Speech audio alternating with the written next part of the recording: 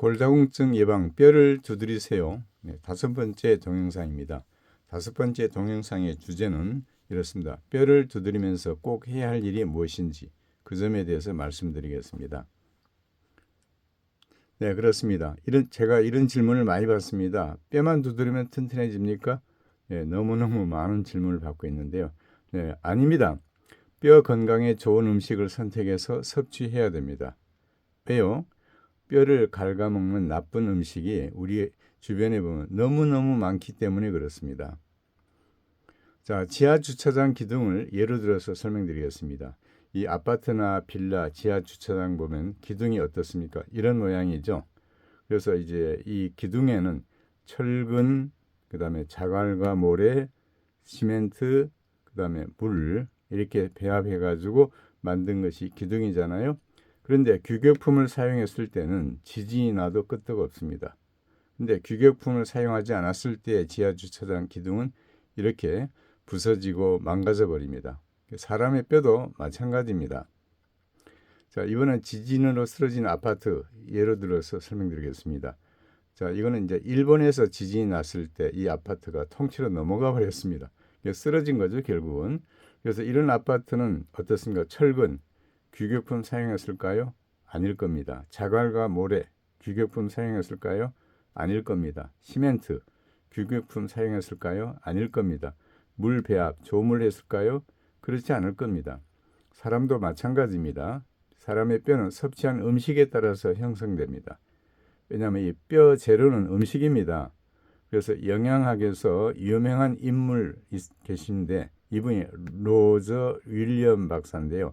이분은 이런 말을 했어요. 당신의 몸은 음식으로 형성되어 있다라고 말했습니다. 그렇습니다. 이 우리 몸은요, 음식으로 형성되어 있습니다. 그래서 몸에 좋은, 뼈에 좋은 음식을 섭취한 사람은 이렇게 똑바르죠. 네, 허리가 똑바릅니다.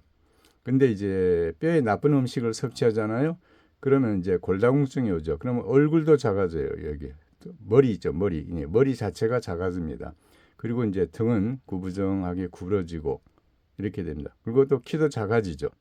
네, 그래서 이제 나이가 들수록 계속 그 나쁜 음식만 섭취하게 되면 이제 키는 더 작아지고 머리는 더 작아집니다. 그래서 허리도 이제 굽고 그다음에 다리에 골다공증이 와서 다리가 후들후들 떨리기 시작하죠. 네, 그렇습니다. 우리 뼈는 음식으로 만들어져 있습니다. 그래서 여기 건강한 뼈가 있죠. 네, 좋은 음식을 섭취하면 건강한 뼈 이대로 유지합니다. 근데 이제 세월이 갈수록 계속 나쁜 음식을 섭취하면 골감소증으로 발전하죠. 그래서 골감소증에서 다음 단계는 골다공증입니다. 이건 중증 골다공증입니다. 이건 아주 심각한 골다공증 환자죠.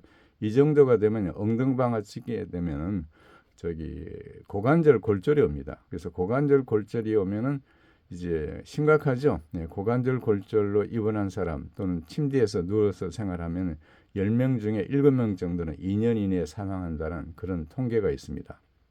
그렇습니다. 이 골감소증과 골다공증은 소리 없이 다가옵니다. 네, 그래서 소리 없이 다가오는 건강도둑이라고 하죠. 자, 다리에 힘이 없습니다. 그 어떻게 해야 돼요? 지팡이에 의존해서 생활하죠. 그러다가 또 힘이 없습니다. 그러면 휠체어에 또는 워커에 의존해서 생활하게 되죠. 자, 그렇습니다. 뼈 재료는 무엇인지 궁금하시죠? 네, 뼛속을 한번 들여다보겠습니다. 뼈는 그 콜라겐이 35% 정도 차지합니다. 이 콜라겐은 단백질, 비타민 C, 철분으로 형성되어 있습니다. 그리고 뼈에 이제 미네랄은 40 내지 45% 차지합니다. 그런데 미네랄은 칼슘만 있는 건 아니잖아요. 인, 나트륨, 마그네슘, 기타 등등 여러 가지 60가지 정도의 미네랄이 뼛속에 저장되어 있어야 됩니다. 그리고 물은 22 내지 25% 차지하고 있습니다. 그래서 뼈를 튼튼하기 위해서는 좋은 물을 늘 잡숴야 됩니다. 자, 이 뼈는 어떻습니까? 철근 콘크리트 기둥이라고 할 수 있습니다. 그래서 이 뼈와 철근 콘크리트 기둥이 닮은 점은 무엇입니까? 콘크리트 기둥은 철근, 자갈, 모래, 시멘트, 물로 형성되어 있죠. 그러면 사람의 뼈는요, 콜라겐이죠. 이 콜라겐이 바로 철근 역할을 합니다. 이게 뼈에 있습니다. 그 뼈에 콜라겐 있죠. 이게 이제 철근 역할을 하죠. 그 다음에 미네랄, 자갈, 모래, 세멘트 역할을 하죠. 그리고 이제 수분, 물이죠. 이와 같이 뼈는 철근, 콘크리트 기둥하고 닮았습니다. 그 다음에 이제 뼈에는 단백질이 이제 있어야 되겠죠. 그래서 뼈 건강과 밀접한 관계에 단백질이 있는데요. 단백질 중에서도 산성식품 단백질이 있습니다. 이는 뼈를 약하게 만듭니다.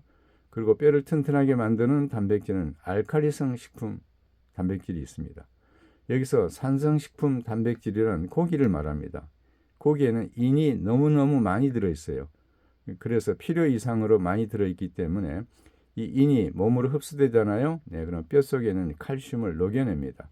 그래서 산성식품 단백질은 칼슘 도둑이라고 할 수 있습니다. 자, 그러면 단백질도 두 종류가 있습니다. 동물성 단백질이 있고 식물성 단백질이 있습니다. 근데 동물성 단백질은요, 산성식품이죠. 근데 식물성 단백질은 흡수가 아주 잘 됩니다. 그래서 알칼리성 식품입니다. 그래서 아까 말씀드린 바와 같이 동물성 단백질은 인이 너무 많기 때문에 칼슘을 훔쳐간 도둑입니다. 그래서 단백질 종류에 대해서 더 깊이 알고 싶으십니까? 그러면 제가 저술한 건강서적 100권 한 번에 읽기라는 책이 있습니다. 이 책을 참조하시면 되겠습니다. 자, 이번에는 콩과 고기, 단백질을 비교해 보겠습니다. 콩에도 단백질이 많고 고기에도 단백질이 많잖아요. 그런데 이제 어느 것이 더 월등한지 보겠습니다. 자, 콩과 고기 단백질 비교입니다. 100g을 가져갑니다.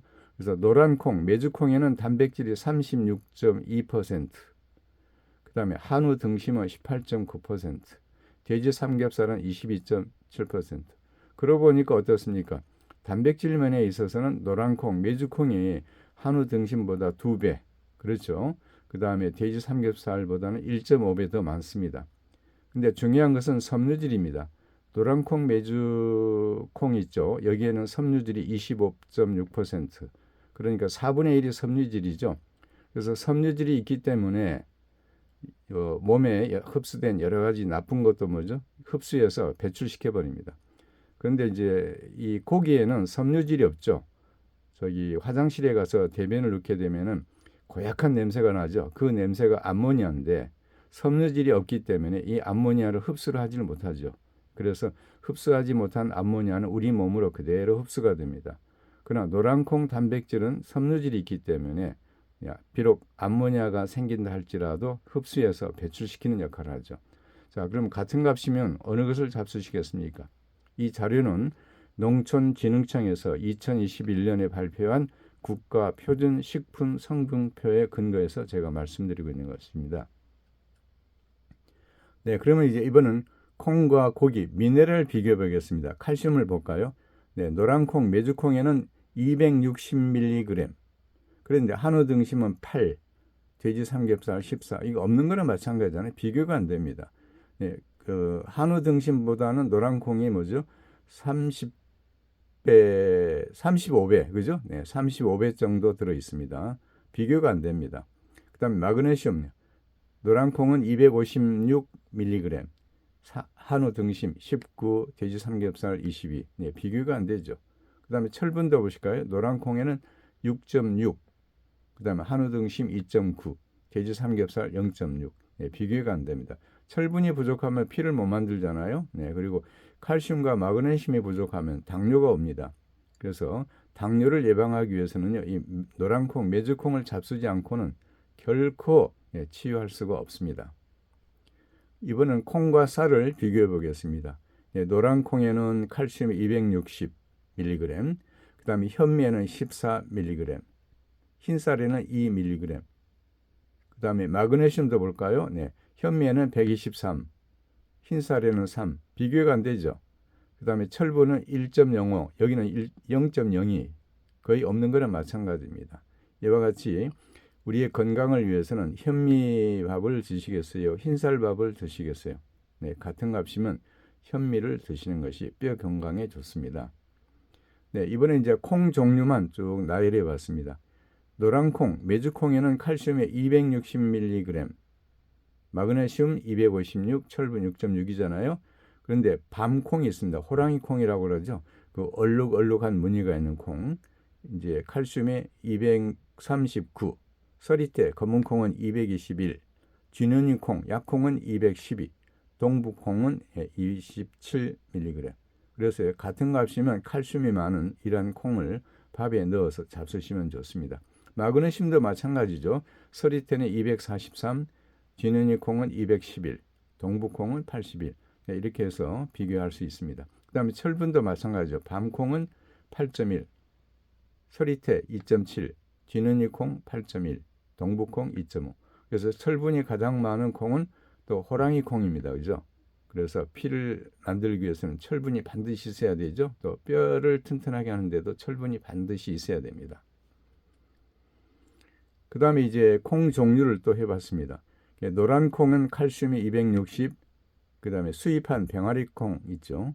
153, 수입한 렌즈 콩은 72, 그 다음에 이제 우리가 흔히 먹는 뭐죠? 완두콩 36, 팥 30 이렇게 나옵니다. 그래서 이 칼슘도 이렇게 비교해 볼 수 있습니다. 그다음 마그네슘도 마찬가지죠. 노란 콩은 256, 병아리 콩 135, 렌즈 콩 106.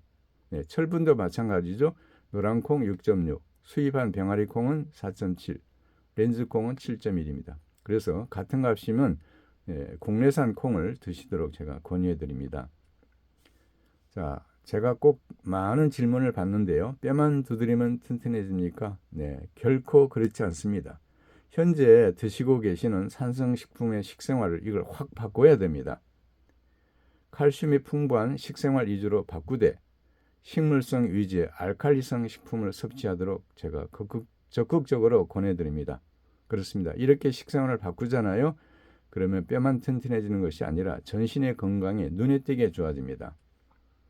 자, 그래서 골다공증 예방을 위해서는 꼭 해야 할 일이 있습니다. 여기 9가지가 있는데 우선 첫 번째는 잡곡밥, 즉 현미하고 콩과 잡곡을 섞은 밥을 드시도록 권유해 드립니다. 그래서 어떤 분들은 좀 싫어하시는데요. 이 맛있게 드시는 방법이 있습니다. 현미, 콩, 잡곡을 24시간 생수로 불려가지고 밥을 하시잖아요. 그럼 부드럽고 아주 고소합니다. 네, 그 다음에 두 번째 반찬은요. 칼슘이 많은 채소, 해조류, 멸치를 드셔야 됩니다. 그래서 이 점에 대해서는 언제 기회 있으면 설명드리겠습니다. 그 다음에 세 번째, 햇볕 쬐기. 햇볕을 쬐야만 비타민 D가 생성되죠. 비타민 D가 없으면 그 해조류 멸치 있죠. 아무리 많이 잡숴도 흡수가 안 됩니다. 그래서 기미가 생기는 것을 두려워하는 분들은 손바닥만 햇볕에 쬐도 괜찮아요. 여름에는 한 15분 정도, 가을에는 30분 정도, 겨울에는 1시간 정도 손바닥만 햇볕에 쬐도 비타민 D가 생성됩니다. 그 다음에 네 번째로는 소금물로 양치하시기 바랍니다. 그 다음에 다섯 번째, 식후 30분 걷기 운동. 소화가 참 잘 됩니다. 그 다음에 여섯 번째, 꼭 부탁드립니다. 정수기 물은 잡수면 안 됩니다. 왜요? 미네랄이 거의 다 제거돼 버렸어요. 미네랄이 제거되지 않은 정수기 물도 있습니다만 대부분 미네랄이 완전 제거된 정수기 물은 잡수는 것이 아닙니다. 생수를 드셔야 됩니다.